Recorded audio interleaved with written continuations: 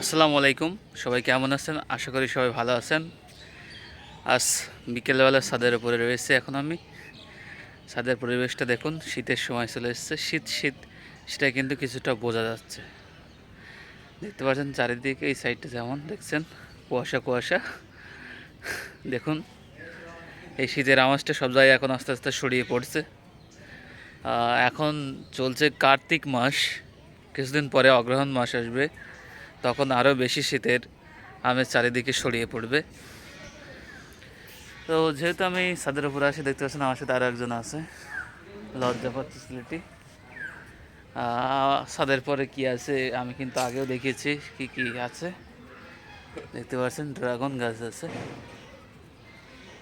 এখানে। ড্রাগন গাছ কম করে লাগানো হয়েছে, খুব একটা বেশি নয়, তবে আমাদের জন্য অনেক বেশি।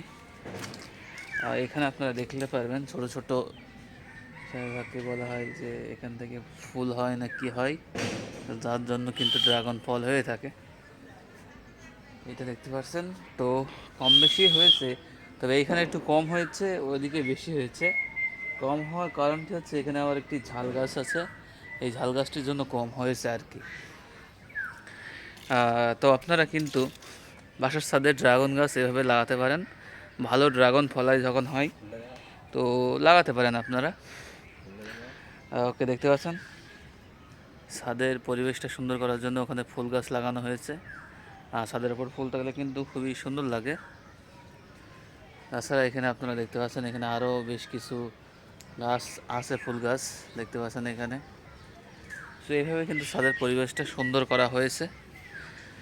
তো আগেই বলেছি শীতের আমেজ চলে আসছে, কিছুদিন পর গাছপালা পাতা ঝরবে, ঝরে গিয়ে নতুন পাতা আসবে, মানে শীতের সময় মানে এগুলো দেখা মিলবেই, মানে একটা অন্যরকম পরিবেশ। যেমন দেখতে পাচ্ছেন এখানে পিছনে যে অনেক গাছ আছে, সব গাছের পাতা আস্তে আস্তে ঝরে যাবে। শীত যখন বেশি পড়বে তখন আস্তে আস্তে ঝরে যাবে,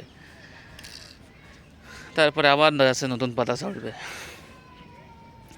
এভাবেই মূলত হয়ে থাকে। তো বিয়ার্স, এখানে আপনারা দেখতে পাচ্ছেন, এখানে দেখতে পাচ্ছেন নারকেল গাছ আছে দুইটা। নারকেল গাছে কিন্তু নারকেল হয়েছে, কিন্তু খুব একটা বেশি না, বলার মতো না। তো এইভাবে তাছাড়া এখানে আরও একটা মজার ব্যাপার আছে, সেটা হচ্ছে যে এই যে আপনারা পিছনে যে গাছগুলো দেখতে পাচ্ছেন, লাইক এদিকে এদিকে যে গাছগুলো দেখতে পাচ্ছেন, ওগুলো কিন্তু বাংলাদেশের নয়, ওগুলো কিন্তু ইন্ডিয়াতে।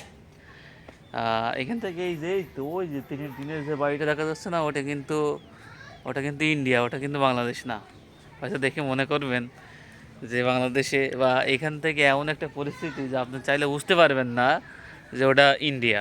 এমনভাবে এখানকার সীমানাটা দিয়েছে, বাংলাদেশ ও ইন্ডিয়ার সীমানা। বাংলাদেশ ও ইন্ডিয়ার মানুষ এভাবে এমনভাবে মিশে আছে, যেটা সত্যি ভাবার বিষয়। তো সীমান্তের পার্শ্ববর্তী এরকম মিল থাকাটা খুবই জরুরি, যেহেতু পাশাপাশি বসবাস। ফেসবুক, ইউটিউব, সোশ্যাল মিডিয়ার মতন যদি যুদ্ধ চলে ইন্ডিয়া এবং বাংলাদেশ নিয়ে, তাহলে কিন্তু সীমান্তের মানুষরা বসবাস করতে পারবে না। এজন্য দুই দেশের সীমান্তের মানুষের ভিতরে একটা মিলনবন্ধন অন্যরকম। তো আপনারা সকলেই মিলেমিশে থাকবেন, আর যদি সম্ভব হয় তাহলে আমাদের সীমান্ত থেকে ঘুরে যাবেন। সীমান্তের পরিবেশটা সত্যি অনেক ভালো। তো আজকের ভিডিও আমি এখানেই শেষ করছি। সবাই ভালো থাকবেন, সুস্থ থাকবেন। খোদা হাফেজ।